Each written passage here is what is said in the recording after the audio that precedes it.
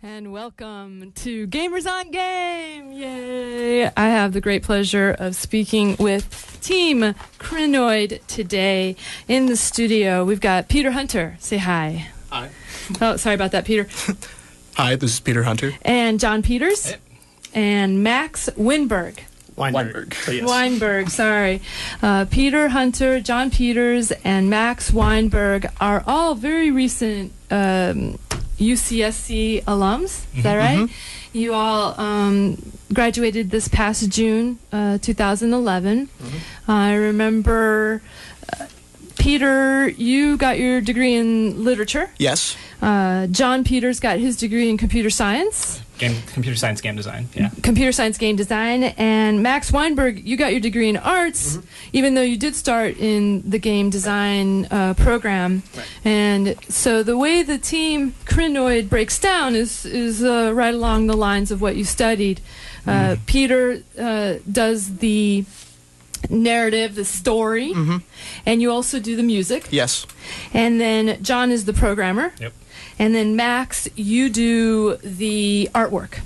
Artwork, the images, animation, 3D kind of situation. A little bit, mostly 2D for our projects currently, though. Mostly 2D. But you're faking the 3D thing. We're doing a little bit of 3D in our next game. We weren't planning on it at first, but it just kind of evolved into that. So it was kind of cool. So it's like 2D in a 3D world. Yeah. The game we're talking about is Bunny Run, by the way. So. That's right. So Team Krinoid has the illustrious, what do I want to say, award that they won at the last year's Sammys. If you don't know what the Sammys is, that is the award ceremony that the computer science in game development put on first time last year. And you all won the best overall game. Yep. Is that right? Yes. Yeah, Syzygy. Yeah, our first game. Right. Which is an iPad space shooter game. And also we just released on the BlackBerry Playbook, and it should be out on the Kindle Fire App Store any day now. We're just waiting to hear back from them. So. Yeah. And so Syzygy is a tower. It's a space shooter. It's a space shooter. I'm sorry. A lot like Star Fox with characters talking at you, and it's really fun. And you all made this during your last semester of college, right? Or quarters of college. Last year. The last year, yeah. The last year of your college, and you also had a pretty big team. Yeah, we had 10 people. There was 10 of you together. Yeah. Kind of the core plus all the voice actors. Yeah. A lot of voice actors. Yeah. How many voices? I think in addition to the team, like it was like 15 actors are credited, but some of them are like teammates, like Max and I voice characters in the game. Right. Yeah. And the interesting thing is that you got to really learn a lot about business and intellectual property because as soon as you all graduated, you started Team Krinoid. Right. Just jumped right into it. You jumped right into it, and you jumped right into it without the whole team. So it went from over 10 people to the 3 of you now. Yeah. Right. And so dividing it and figuring out who owned what part of it, and how did that work out for you? It was pretty easy. We decided for Syzygy that we just wanted to split it evenly, so everyone got equal amounts of the revenue back once we end up making money, which we don't yet, but we're working on that. Soon. So, yeah. Exactly. So you started Team Krinoid immediately after graduating, and y'all are now still living here in Santa Cruz. This is where you're based, the headquarters for Team Krinoid. Right. Yeah. Yeah, and right now our focus is Bunny Run. So we're in complete Bunny Run mode right now. Yeah. Working on that. After releasing the different versions of Syzygy for the different tablets. Yeah. Right. So you had to put these the Syzygy on various platforms. So you started with the iOS platform, and now you were just mentioning the BlackBerry. Yeah, it went on the BlackBerry Playbook, and now we're waiting for the Kindle Fire version. I have a really good feeling about that version. Yeah, so we're just waiting on Amazon. Right. And so if somebody was interested and they have an iPhone or iPad, they can go to the iTunes App Store, iApp Store, and find it there. Currently not iPhone. But only iPad. Yeah. iPad, Kindle Fire, and Playbook. So iPad. And then the Bunny Run, you're again starting with the iOS platform? Well, Bunny Run, we're doing things a little bit differently. We just ended up switching all the technology we were using for the game and completely scrapped what we had, and we started over in this new engine.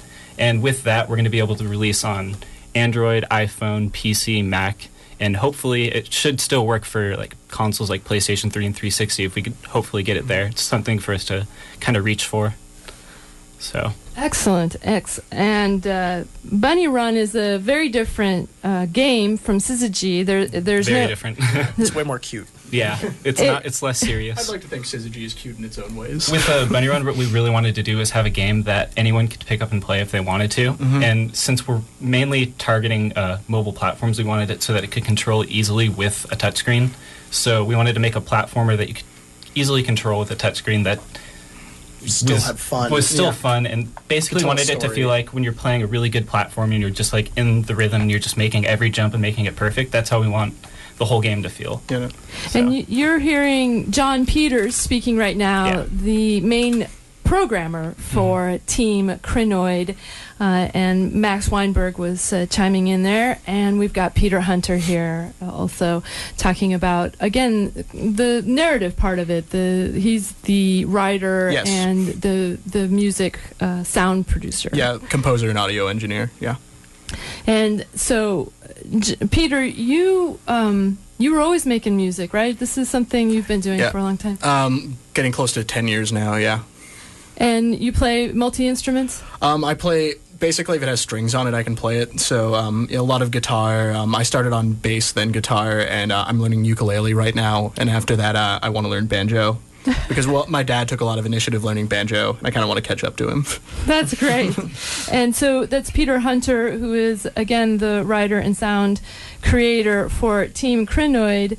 And then John Peters, have you been programming a long time? Or? Pretty much started programming when I got into college. I mean, the programming I did before college was pretty much me being bored in math class and programming on my calculator instead of paying attention to the teacher. But I mean, that kind of was one of the things that sparked my interest in coding games. So. And how did you decide to come to UCSC for the computer science department? They have one of the best programs around, and it was local. And they're the first UC with the program, too. So the first UC to have a game program. To have a game program, yeah. That's right. Specifically games. There's game theory, I think, at UC San Diego, but this is... and there's a PhD program. Yeah, it's the first undergraduate program, I guess, that I should have clarified. Yeah, and so... the UCSC's computer science department that now has a whole game design, and they call that the Games and Playable Media Department. Mm-hmm. And again, you all won the Sammys last year and got spurred on to make your own Team Krinoid, your own company. You worked through some of the intellectual property. You're just splitting up the Syzygy, whatever profits you make from that. Mm-hmm. And then Bunny Run, again, it's a very different game because there's no shooting in it. No. And you're basically running. Just running the whole time, dodging, trying to help the bunny escape. Yeah, keep your momentum so you escape the threat behind you. And that's Max Weinberg, who is the artiste behind the images and the animation. And you said just a little bit earlier, Max, this game is very cute. You have a very cute bunny. What made you think cute? I mean, there's a lot of negativity in video games, I think, and I think it's a good way for us to express fun without being like violent, I guess, and it still has a sense of fear because you're being chased by this monster, and there's you don't feel like safe or anything. It's still a fun game and it's engaging, but it's not violent. Everything's really colorful, everything's really soft colors, and there's even parts with just like fluffy walls and things like that. Our approach is very much like Pixar. We want to make something that like kids can relate to, and it's really cute and fluffy, but there's also a lot of substance behind it. We're trying to do a lot of really interesting things with the storytelling in Bunny Run without using dialogue, just like doing things with camera movements and just, we want to do a lot of storytelling with the locations and just the general progression of locations in the game. And like Max was saying, because of just like the very cute appearance of the bunny, and I don't think I'm going out on a limb and calling the bunny cute. Yeah, it's a little cute. It is very I wanted to prove that you didn't have to put angry eyes on the main character. No, make it, you don't have to make Nintendo. Yeah, you don't have to make Kirby angry in the US versions of your games now. So You can be happy. You were just listening to Peter Hunter explain the writing behind it. I wanted to ask all three of you, how does this begin? What is the process that created Bunny Run? Bunny Run was actually my idea. It was my solo project back in my freshman year of college. Max Weinberg? Right, yeah. And when I got here, I took the intro game design class, and we used Game Maker, really simple program tool to just make our first games, basically. And mine was Bunny Run. And I wanted to make something really fun and cute that was simple, and it didn't take a whole lot of coding, but just enough to get some practice in, and something I could flesh out visually. And then I really liked the idea of it, and it was just that one little prototype project for class, and it became what we wanted to do for our next project. It's definitely grown a lot since then. We expanded the concept a lot more. We added a lot new features and gave it a level structure and a story. We wanted to give a lot of motivation behind why the bunny is running and why the monster is chasing it. We wanted people to be invested in the levels in that way. So, Peter, do I get to see the monster? Yes, you see the monster. It's on screen for almost the entirety of the game. No, that's the main obstacle you're avoiding throughout the game. Right. So you got this monster chasing. Mm-hmm. Yeah, the monster is named Carl. Yes. Carl. Mm-hmm. And if you get if you hit an object, if you miss a jump or you miss ducking under an object, you'll get knocked back a little bit, and you'll get dangerously close to the monster. So the whole object is to keep your momentum, keep running, gain speed, and get your distance from the monster as he's chasing you. So, are there different platforms? Yes, different levels. There's stuff different you jump levels on. Yeah, there's totally different. Multiple different paths you can go on throughout the levels, so that people can explore the higher path one time, maybe go through the middle path one other time. Yeah, it's very much like the design of Sonic the Hedgehog, and also like Donkey Kong Country Returns. We wanted to give a lot of replayability value in our game. I guess also like Donkey Kong Returns, one thing we're really doing is, like we said earlier, playing with three-dimensional space with 2D assets. So there'll be points where you're just running along, and then all of a sudden he jumps to the foreground or the background, and he just plays in different areas in 3D space. So when you say assets, what does that mean to somebody? Assets are the sprites. You might not know what sprites are. The art, the art things that Max draws. Rather than doing 3D objects, we're just doing pictures and having those in. Yeah, instead of having 3D cartoons. models, it's everything's flat. Yeah, but it's laid out in a 3D space. Mm-hmm.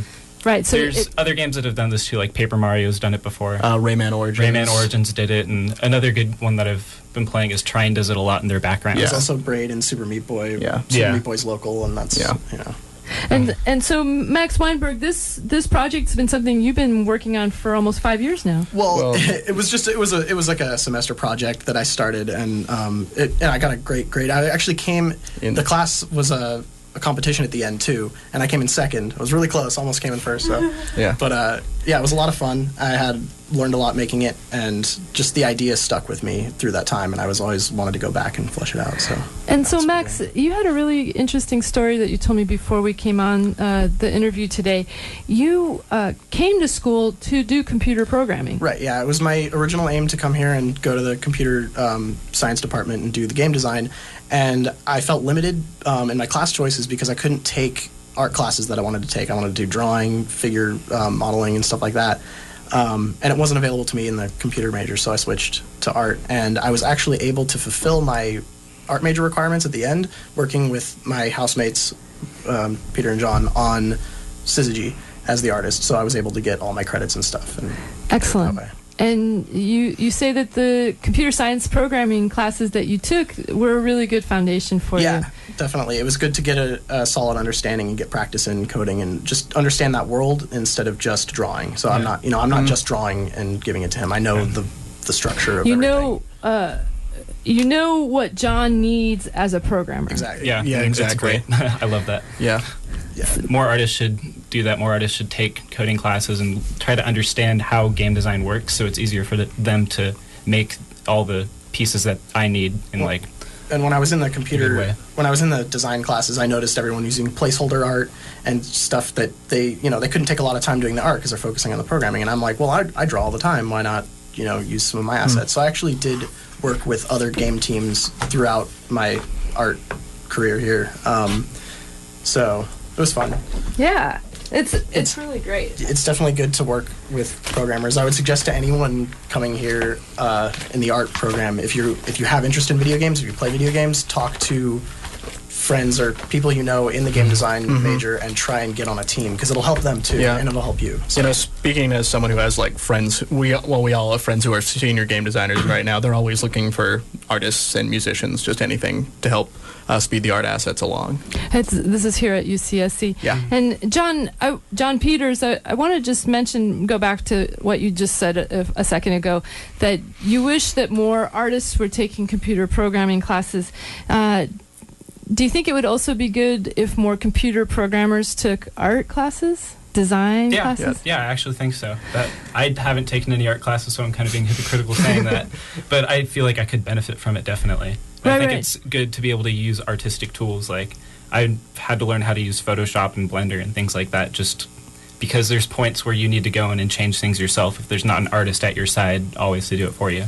So it's definitely good to cross over both ways. And it's also good to understand just compositionally how things are more interesting for the eye and that kind of thing. I have to give thanks to Woodstock Pizza for supporting this program and community radio. Located at 710 Front Street in downtown Santa Cruz next to Trader Joe's, Woodstock Pizza offers pizza, salads, and appetizers with 8 beers on tap and a heated patio for outdoor dining. Open at 11 a.m. every day, Woodstock Pizza serves until 1 a.m. Monday through Wednesday, 2 a.m. Thursday through Saturday, and until midnight on Sundays. They also deliver pizza in Santa Cruz from the west side to 41st Avenue. That's the west side, not the wet side. Woodstock features live music Tuesday nights, pint nights on Wednesdays, and trivia on Thursdays at 9 p.m. Woodstock Pizza can be reached at 427-4444 or check out their upcoming events and fundraisers at WoodstockSCruz.com. You are listening to KZSC Santa Cruz. I'm your host, Nada Milkovich, and this is Gamers on a Game. We're having fun talking about Bunny Run. I also wanted to mention that Team Krinoid will be giving a talk this Thursday at Next Space. Next Space is downtown, right across from Lulu's Octagon. It's a co-working space where we do a monthly gathering called EGG. That's the E-Games Gathering.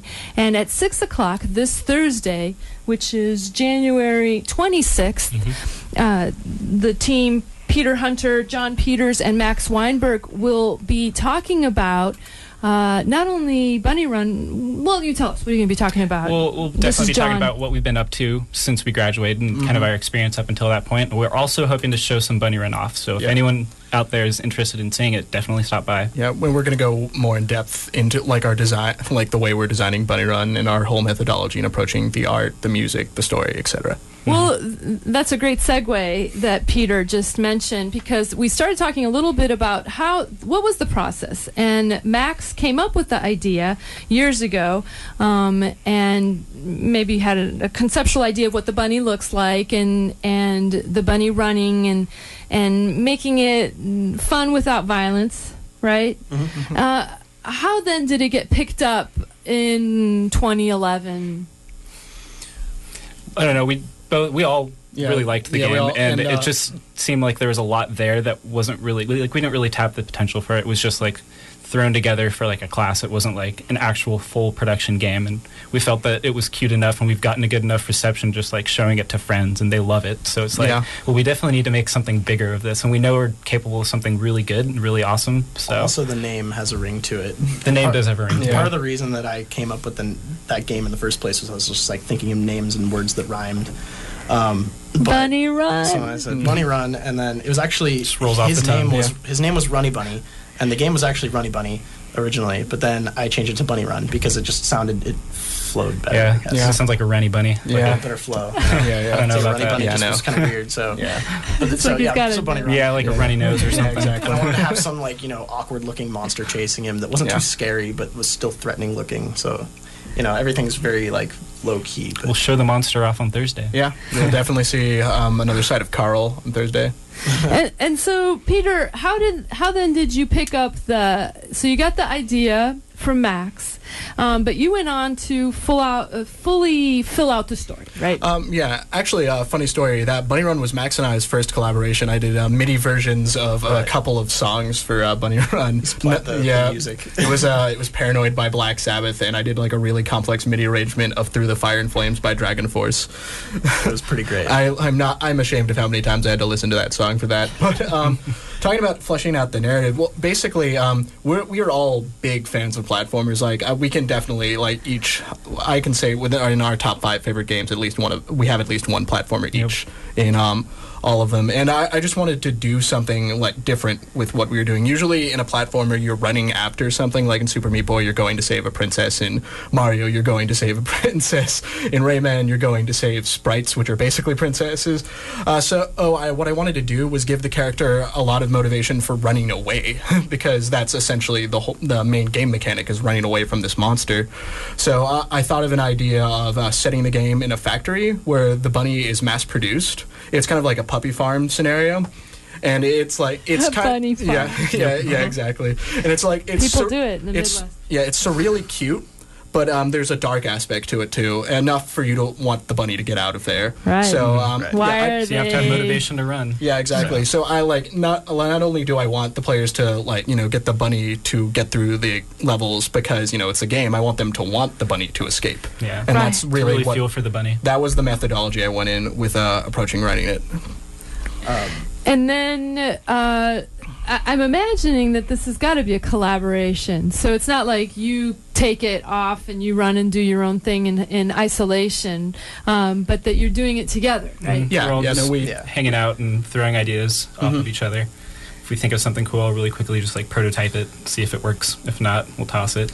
And so, John, you when you say you're hearing what they're saying, and then you're like, okay, well, let me see how easy is that going to be for me to program that idea. Yeah, I always have the programmer mentality just in the back of my mind saying, can we do this? Should we do this? And what's the best way we could do this? And just always thinking about that. But I also get into more the design aspects too, not just technical. So Right. Mm-hmm. There's that cross-pollination that we were talking about earlier. Yeah, that's definitely something I think UC Santa Cruz has helped me a lot with too. Because instead of just taking a computer science degree, I also learned a good amount of the actual design theory and stuff like that. And that was a part of the program. That was a part of the program. The Games and Playable Media program. Mm-hmm. And you're hearing John Peters talk about his team, Krinoid, Krinoid. We have a few more minutes. Can you just give us a real quickie? How did you come up with the name? Actually, so back to Max Weinberg. The original concept, I actually just realized it was also loosely based on Guitar Hero, because I was really into Guitar Hero rhythm-based games and pressing the right button at the right time. Bunny Run. Bunny Run. Yeah, it definitely has a music rhythm aspect to it. Yeah, definitely. Yeah, so you're trying to go along with the music, and originally it was just the up button and the down button for ducking and jumping, and it was all timed basically to the music, and that was actually the original concept was based off Guitar Hero, if I remember correctly.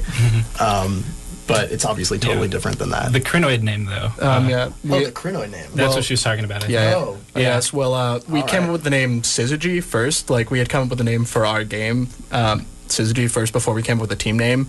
And we were on Wikipedia looking at, what are the things Syzygys pertain to, and they're the joints in these creatures called Krinoids. Mm-hmm. And we really liked the word, so we became team. It relates to our first game. The word Syzygy applies to our first game because it's an alignment of celestial bodies in space, forming a line. And then, in zoology, it's the joints on a crinoid, which is normally spelled with a C. But we spell it with a K. Spelled with a K. So because we're rebels. Because crinoid sounded cool. And it's a really cool animal. If you ever go to YouTube, they're related to sea stars. I hope to own one someday, but they cost $10,000. There's actually crinoid lobsters also. They're little crab krill-looking things. And but yeah, they're related to starfish. They have joints in their legs called Syzygys. It's our first game. Yeah. It could be a cool enemy in something. Yeah, it could be a cool enemy in a game. Maybe it will be an enemy in a game.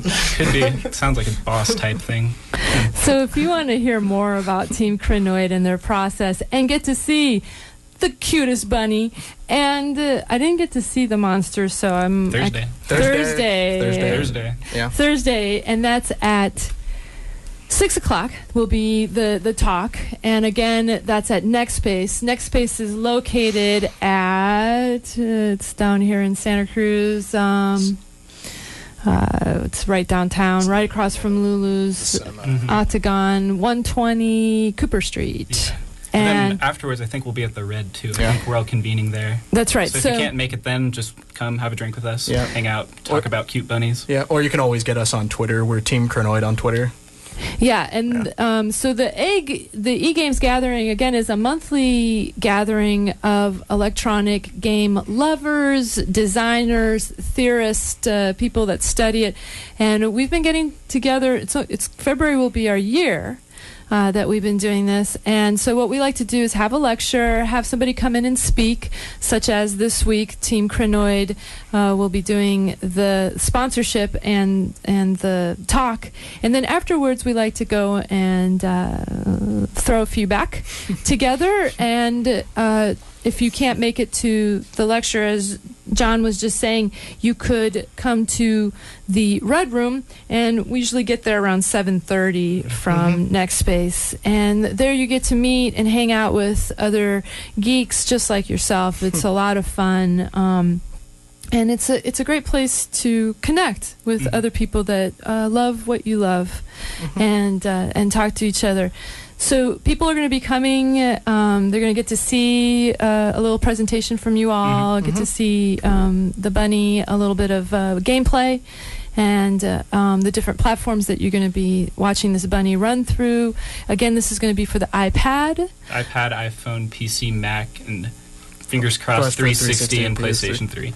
We're shooting for everything. I guess. I'm coding it in a way that it will work on everything. Spending a lot of time on that. And you mentioned that you got you've been using a new game engine? Yeah, we got turned on to using Unity recently. And I've been using Unity a lot and writing my own editor scripts and basically building a level editor into it. And whenever I find something in Unity I don't like, it's just like, I'll code something for like 5 minutes and then the editor works completely differently. So it's great. I love it. Excellent. You've been listening to Gamers on Game, and we've been with Team Krinoid, Peter Hunter, John Peters, and Max Weinberg. Please stay tuned for Unfiltered Camels, one of the longest KZSC music radio shows. It's been going on for 20 years now. Wow. And you get to hear a whole slew of beautiful Eastern, Middle Eastern, and Mediterranean type music.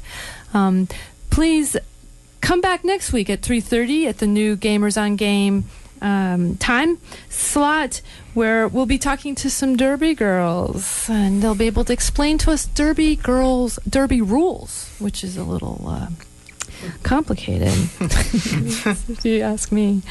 Let's see if I can get this going. Yay! Got some Katamari playing.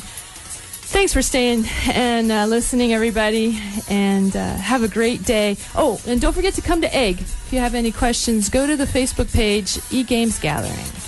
Stay tuned. Have fun, everybody. Thanks for listening.